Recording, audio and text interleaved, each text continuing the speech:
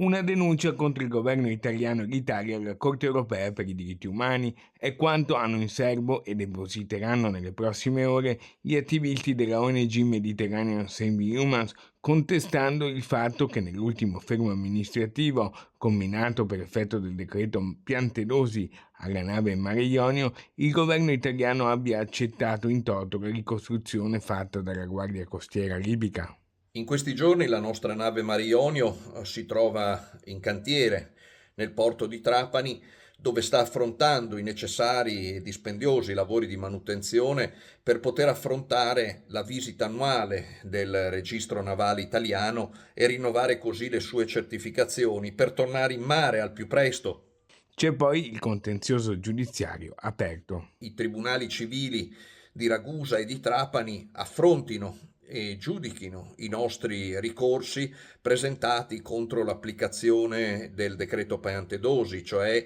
di quelle misure del governo che ci hanno costretto a 2 fermi amministrativi di 20 giorni in ottobre e nel maggio scorso e che continuano a colpirci con delle sanzioni pecuniarie fino a 10.000 euro.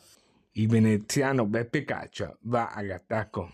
La guerra sporca condotta dal governo italiano e dalle istituzioni europee contro le navi del soccorso civile è l'altra faccia di una politica migratoria che vede ad esempio in questi giorni gli sforzi concentrati per arrivare all'apertura di centri per la detenzione e la deportazione di chi chiede protezione internazionale nel nostro paese in Albania.